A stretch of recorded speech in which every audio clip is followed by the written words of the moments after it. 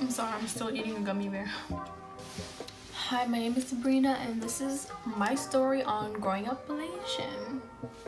I wrote it all down because one night like I was just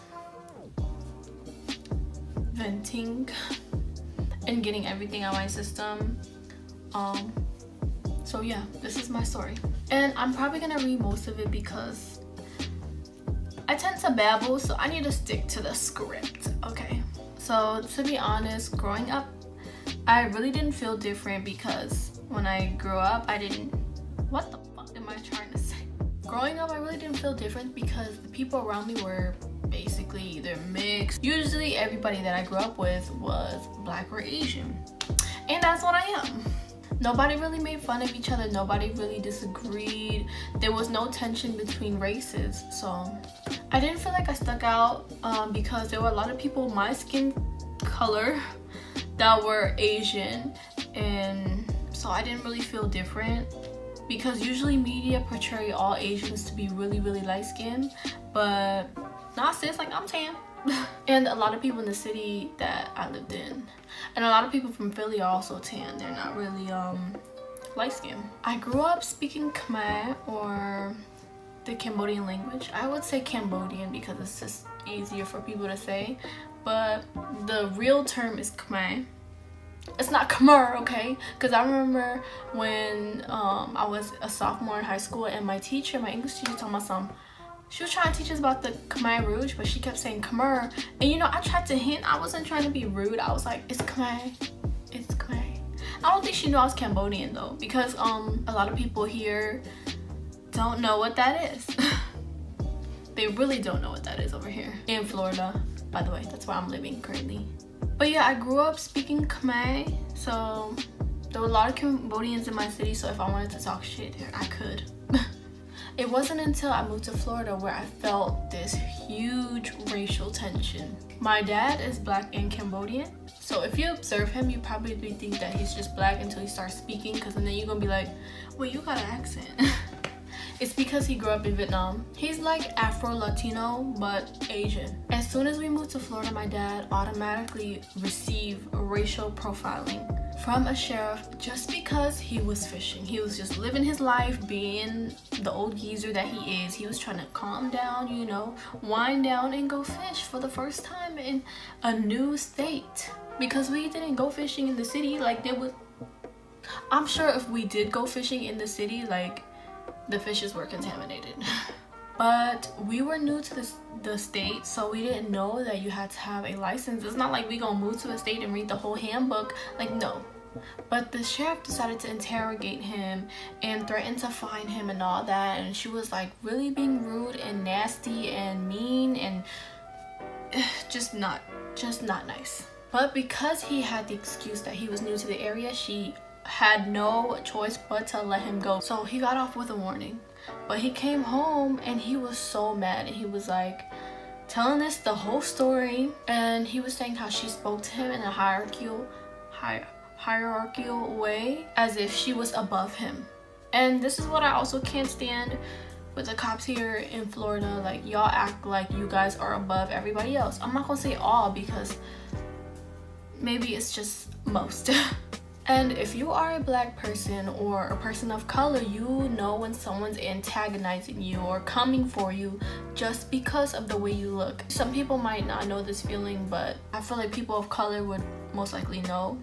To be honest, in my case, I don't receive that often, but I do receive stares a lot from old white people. Sometimes I don't, because I feel like they see that I'm a girl and like maybe they think that I'm like cute and little, because I am little here in America.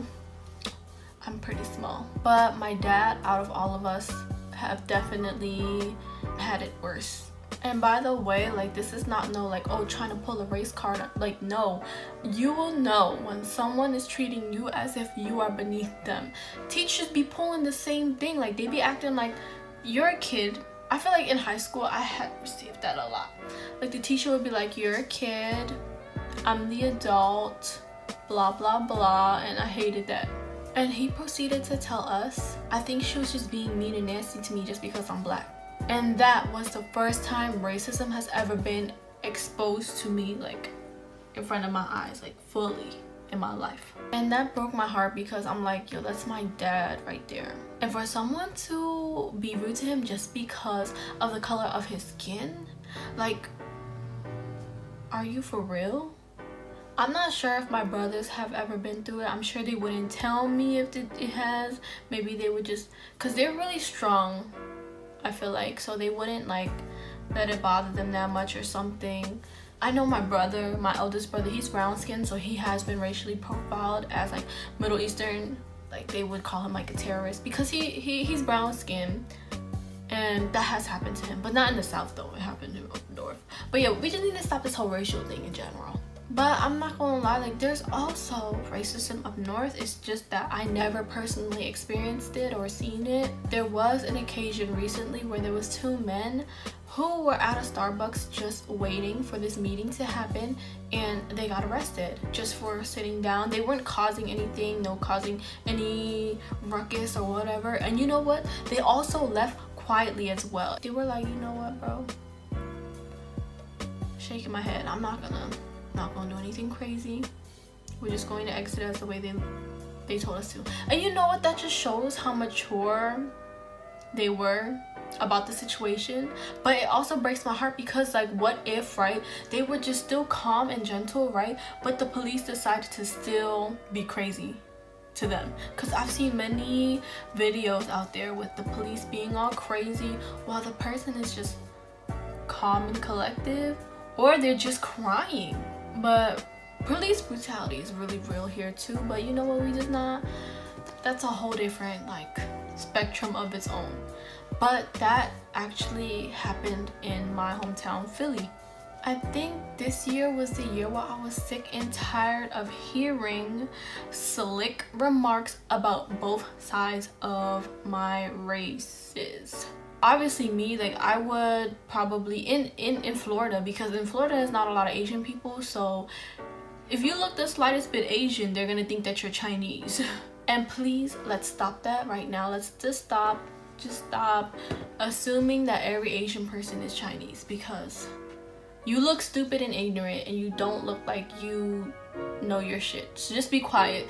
Just ask them what's their ethnicity, okay? We'd rather have that than you just assume that I'm Chinese. And some people just think I'm light-skinned black too, but personally I don't receive any backlash. But I've gotten a lot of racist Asian stereotypical remarks against me. And I also want to say this. I feel like people of color should back up other people of color. I feel like we are all minorities. We should not form to what the white man labels us. So why would we hype up what the white man says about us to other minorities? We need to chill on that, because we all have a negative stereotype attached to us. And why would we just hype that up? In order to lessen that, we need to stick together, and we need to not try to push what they latched onto us. And I'm not saying white man as in like, oh, all white people. I'm saying white man as white people's ancestors, because that's what they did. As soon as we came into America or walked onto this country, we were labeled. We were labeled in a negative way, or this way or that way, and that just became our attachment. That became our thing. And us as the youth, we need to realize that what they said about us, about our ancestors, about our people, is not true. It does not represent each individual. So yeah, we need to chill on that, because I've also had other people from other races say something that just made me be like, what? You know? And recently I had a breakdown about it too. And I'm usually not the type of person who likes to open up and talk about my feelings and stuff, but like lately I've been really into my feelings, okay? And I cried to my friend and I was telling her like, this is how I feel, this is this and that and this and that. She was like, Serena, I'm so sorry, I never knew that you felt this way, I never knew you went through this. So yeah, we need to all fix this mentality, okay? We need to get it together. All people of color, we need to come together, okay?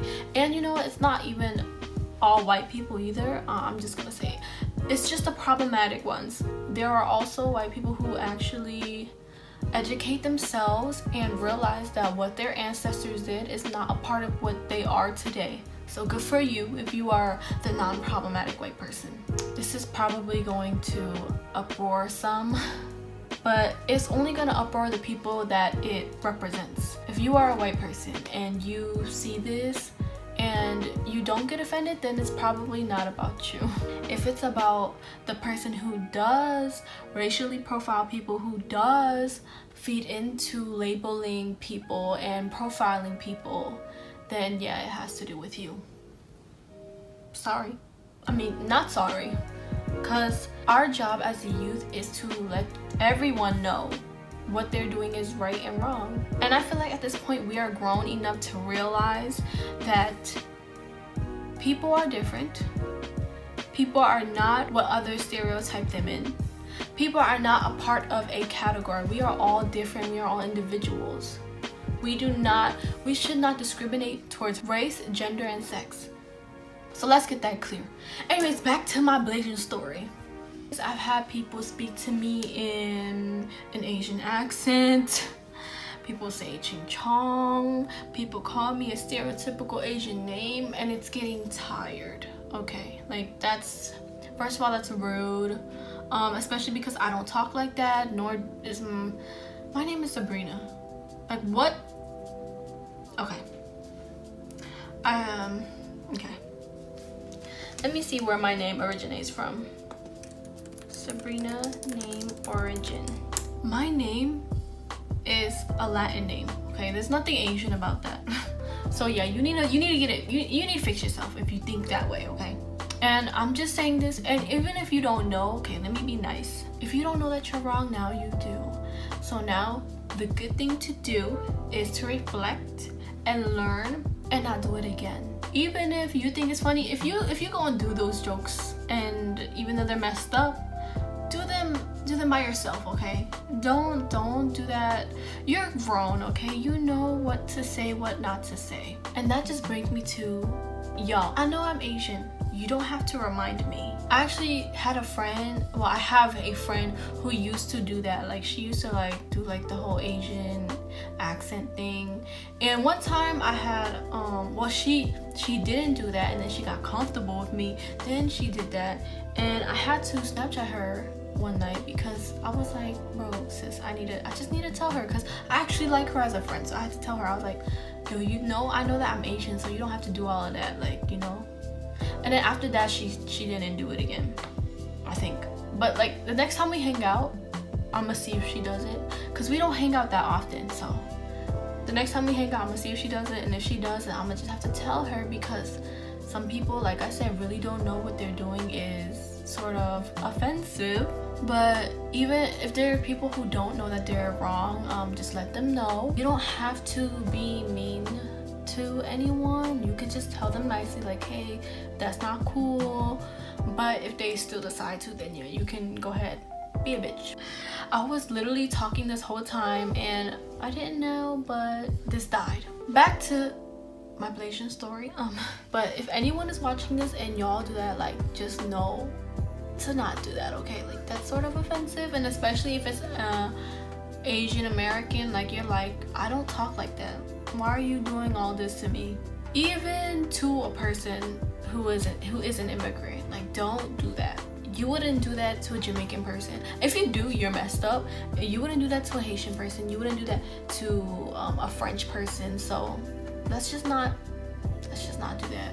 Don't even think about trying to like impersonate anyone of color or anyone who isn't even of color either. So it's wrong both ways. And I am also learning from this as well. Like, if I don't want someone to talk bad about my race or stereotype my race or whatever, then obviously I wouldn't do the same to them. And that's what we all need to learn from here. People would talk bad or racially profile somebody else's race or ethnicity, but yet they don't want it done to them. So we need to all realize that this is not okay either way. But it is okay to check somebody, okay? Make sure someone knows that they're in the wrong. It's okay to check somebody. Also, make sure even your family members know. If you're in a very mixed family like me, maybe some parts of your family might not know about the other parts, and they might say something that's offensive. Let me eat this gummy worm. Sorry, I'm gonna eat this gummy worm and talk. I was reading stories and forums about black and white mixed children. One, I read that they grew up with a white mom. Growing up, when their mom got mad or angry, they would say racist things about their dad or them, and they would drop the N-word, and they would do this, do that, throw a fit, and just say a lot of bad things. I understand, you know, if you didn't stand up to your mom because you're scared or something, but if you're grown and you realize, you know what my mom just said was not okay, go ahead, check her on that, because now both of you guys, well, she was been grown, so she knew not to say that, but now that you're grown enough to go ahead and check her. Even if you're a kid, you're grown enough to check her, because even you know that that's not right. Just because you marry a person of color does not give you that pass to go ahead and talk junk about their race or ethnicity. I'm deeply sorry to those who did go through that. I was reading the forum and it was really heartbreaking. So I hope you grew up knowing that that was not okay, and hopefully you got to check your mom for that, and that it's okay to be from both sides. You know, just embrace it. You are something new. You are beautiful. You are a new creation, and both sides of your family are both beautiful. And just know that you are beautiful, okay? Just embrace what you are, even though you might not be one singular ethnicity or race. You are still a part of both sides of your cultures, and you're still beautiful, okay? You're beautiful. Because I know if my mom has said anything bad or anything racially profiling or stereotyping towards my dad's ethnicity, then I would check her, because I'm grown enough. I could check her now. I mean, I could check her when I was young too. I would have checked her, but gladly she didn't.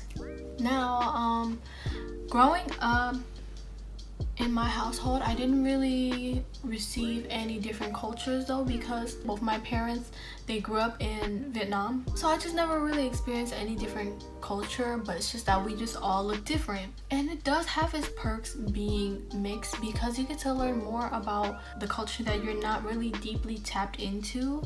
You get to go ahead and search it up, look it up, you know, find new things about your culture that you didn't know. And even my dad, like, he's still not Americanized, but you know, when he moved here, he found people that was like him, and he got to tap into his own culture that he didn't even know of. But growing up, I was still very aware that I was mixed, and I was taught to embrace it. I wasn't really taught to hide any parts of me. I was just me. I was still Sabrina. I should love myself, you know? I also got to eat different foods, like, because I'm also mixed Asian as well. My mom cooked everything in the book. She cooked Chinese food, Vietnamese food, Cambodian food. She even cooked Italian food. Well, Alfredo's Italian. Chicken Alfredo. I feel like if my mom were to taste anything that you give her, she could just recreate it really well. She would go ahead, cook it in the kitchen, you know, whip it up, and it would just beautiful. She's a really good cook. The best part about being mixed is that you get to learn from your mistakes as a child, because growing up, I really hated my curly hair. I think everybody with curly hair could relate, because it was just a hot mess. It was hot, you know, you didn't know how to take care of it, you know, all of that stuff. And you know, I got my Asian mama just putting my hair in pigtails. She was really good at, like, you know, knowing what was good for my hair. But she knew those like curly hair protective styles. Well, basically she put my hair in 2 pigtails and some braids every single time, every single day basically. And then when I was doing my own hair, oh my gosh, why didn't nobody tell me? You know what, I think everybody, well, I was ugly when I was growing up, so it was just no surprise that my hair was ugly too. I'm looking back, I'm like, damn, I sure learned from that. But yeah, I would never ever perm my hair ever again. I started perming my hair when I was like maybe in middle school, and girl, I would never ever do it again. Nope, nope, nope. I am now, my hair is pretty damaged now. It used to be so beautiful after I went natural. It was so beautiful, but because I came back from Korea, in Korea I was straightening my hair a lot, and sis, I was scared of TSA, so I did not bring any of my hair products, but I should have. I should have just let TSA take it. If they found it, take it and throw it away. No, actually no, you don't mess with my hair products. No, you're not gonna do that to me. But yeah, I was really scared of bringing it. But my Eco hairstyling gel made it. My Got to Be glue gel made it. My hairspray made it. So I don't know, maybe I should have brought some, because it was not, no, it was just a hot mess. And also growing up, I really didn't even want to, it's so sad thinking about it now, but I really stood away from the sun. Like I was like, I'm not getting darker anymore. Nope. Because Cambodians can get really dark. They can get pretty dark skin. Yeah, like my dad, dark skin, that type of dark skin. Cambodians can get really dark or really light. We vary in color, you know. Asians in general vary in color. I feel like the media really portrays Asian as super light skins. You know, we all look very different and we all have different skin color. But I remember growing up, I really wanted to avoid the sun, but you know, vitamin D is really good for you. So now I just embrace it. I love the sun kiss. I used to be actually more tanner than this. I feel like I'm getting my color back though, my natural color. I feel like this is sort of my natural color. But yeah, just love the skin that you're in. You are beautiful whether you are light or dark skin. You are all beautiful. And as a little girl, I really should not have been worrying about like, oh, I need to be light skin, I need to be lighter. Like no, my skin was beautiful. And I always received compliments from my skin too. Even though I was ugly, my skin was beautiful. It was glowing. But just remember to love yourself, embrace yourself in the skin that you are in, because that's the only set you're going to have. And love other people too. Do not discriminate. Just because someone else looks different from you doesn't make them emotionally, internally different. It just shows that you're ignorant. It just shows that you're ignorant and stupid. Like if you are still stuck on this race thing, like you're just stupid. Bye. We don't need you here. But yeah, that's my Blasian story, and if you like it, let me know. I hope you enjoyed it, and I hope it taught you something, and how to treat others and even yourself, because I love myself. I love the skin that I'm in. I love people. We need to love people, okay? Even though there are a lot of annoying people out there, problematic people, we just need to get rid of them one by one. By educating the new youth, the upbringing, we need to educate everybody out here. But yeah, I hope you all grow and glow this year in 2018. Love and peace, and see you later. Bye.